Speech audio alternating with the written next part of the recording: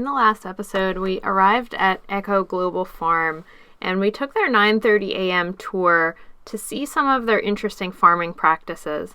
They have different test gardens where they're trying to solve the problems of farmers around the world to help them to be better at providing themselves with food and financial resources in a way that is sustainable. We enjoyed the first tour so much and felt so inspired by the work that they are doing here that we decided to stay for the second tour, where they go into more detail about the technology that they are giving people to create better housing, to have access to clean water, and to cooking fuel. So I hope you'll come along with us on this very interesting experience at Echo Global Farm. So don't let the weight of the world slow you down. And if you search for the meaning of life, it won't be found.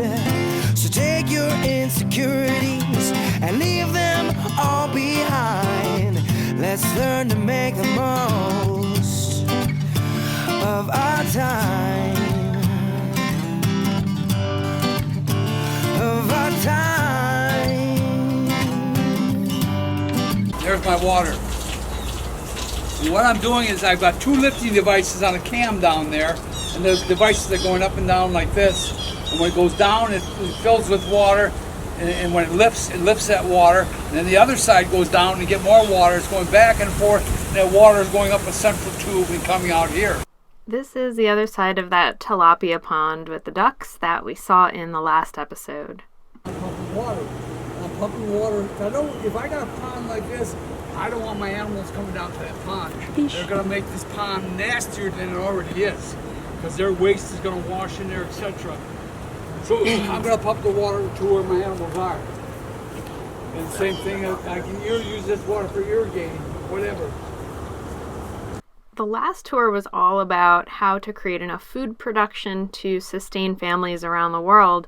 This tour is more about how to provide them with clean water and practices that are efficient for building housing. And here you can see in front of the house there's a sand filter so that the water they have is safe to drink. But again, many times what I'm going to do is, you see the trees planted close to my house, so when I'm going to come out and make a meal, I can go pick my leaves, and I've got sack gardens here. I can grow spinach and other things I can eat. I've got a little garden over here with a drip irrigation bucket on it, where I can grow stuff again close to my house. That when I want to come out and see this pot that's sitting on 3 rocks. And this is how people cook food. They're going to put it on the 3 rocks, pile wood around it, and cook their food. And it works. But it's got a couple of issues. One, if you're something, you're breathing all that smoke that it's going to make. Also, one of the challenges that Echo faces with creating solutions to problems like clean water and cooking is that the solutions they come up with have to be very simple and easy to maintain in places in the world where the owners are not going to have a lot of financial resources or material resources. So that means relying on things that are readily available, like using sand and charcoal to create water filters, or houses that can be built with very simple tools, often made by the person who's building their own house. So this is a constant consideration. You have to go with what is simple. I took my pocket and I'm cooking in there, seal this back up.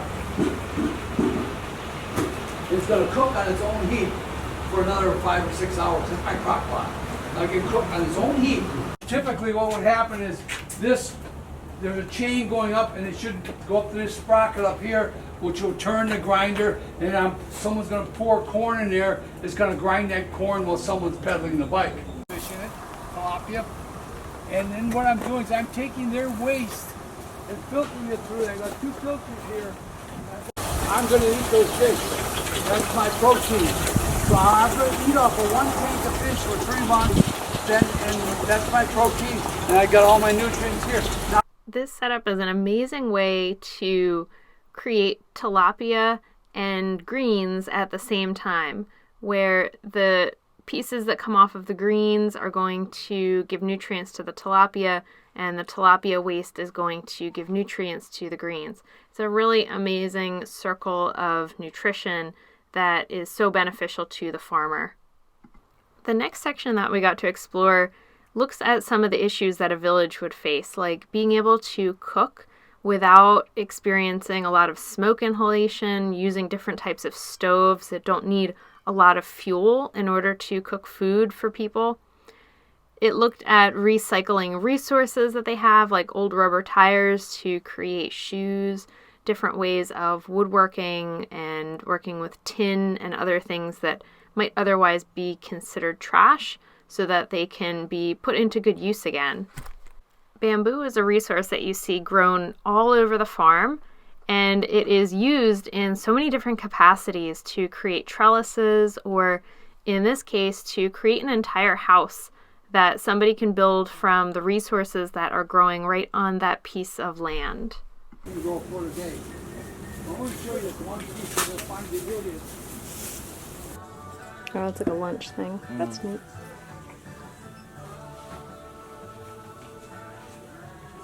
After the second tour was over, we went to spend some time in the gift shop. There's a ton of handmade and very unique things in the gift shop. You can also buy a lot of seeds. One of Echo's big missions is to increase the diversity of plants and foods that we grow so that we're not just eating the same things over and over. If you live locally, you can pick up plants at their nursery as well, which is a great way to support them.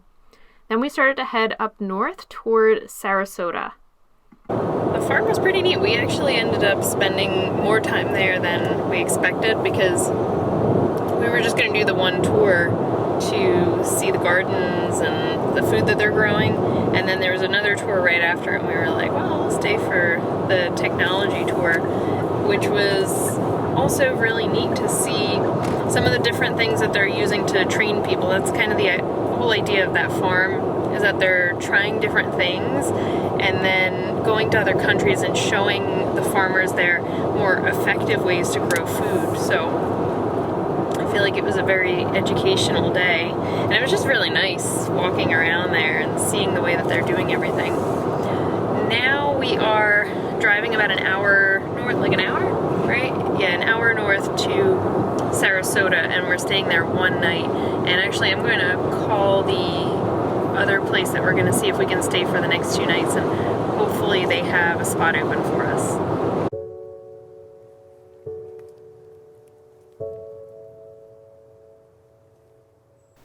The Airbnb that we were staying at in Sarasota was so completely different from the one that we stayed at in Fort Myers. This home is owned by an artist, and you can tell that everywhere you look. Beautiful colors, everything is decorated. So much work and attention went into creating this home. But the big thing was we had to figure out what we were going to do for the next 2 days. We took out the iPad and did some research. When I booked this Airbnb, it was actually because it was located right next to the big cat rescue.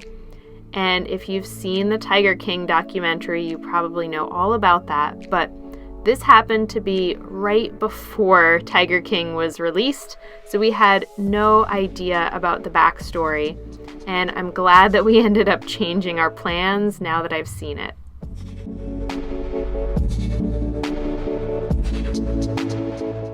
We ended up exploring downtown Sarasota and stopped to get some breakfast. And then Patrick decided that he wanted to have another beach day. Since we were in Florida and we made it through the winter in New Jersey, we both needed more sun.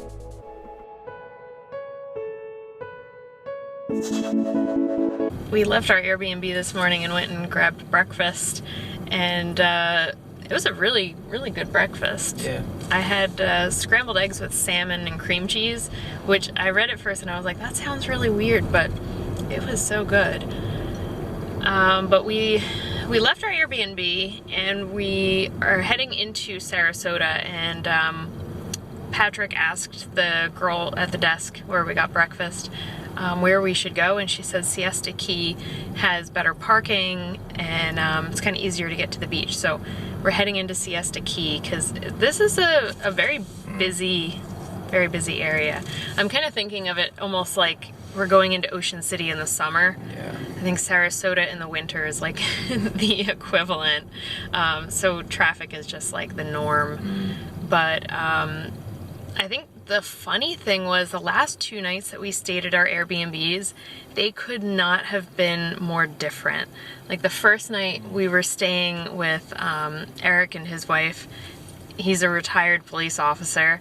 And then the next night, staying with Kayleen, and very artsy house. She does sound healings, just such different experiences, both very good, but so different. And that's always something that we try to do on vacation, is like see that contrast of things, contrast of experiences. So I think we definitely got the contrast on those. But actually both houses were artsy. they were both pretty artsy. Yeah, that's true. The other one had murals all over the place. Yeah, very interesting, but very different artsy. Yeah. So this is just the neat thing about Airbnb, so different than staying in a hotel. But now we're gonna go check out the beach because it's actually it's really warm today, so hopefully some good beach weather.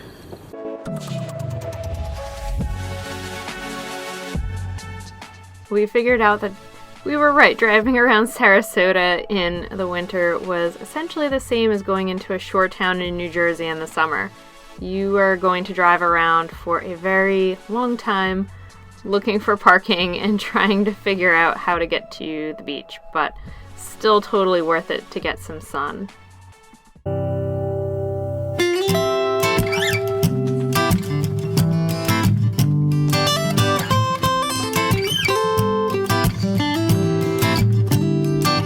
Well, you worried about you and me, the injustice, the next president to be, the news and what you hear, your career. It's time for you to face those fears, and it's all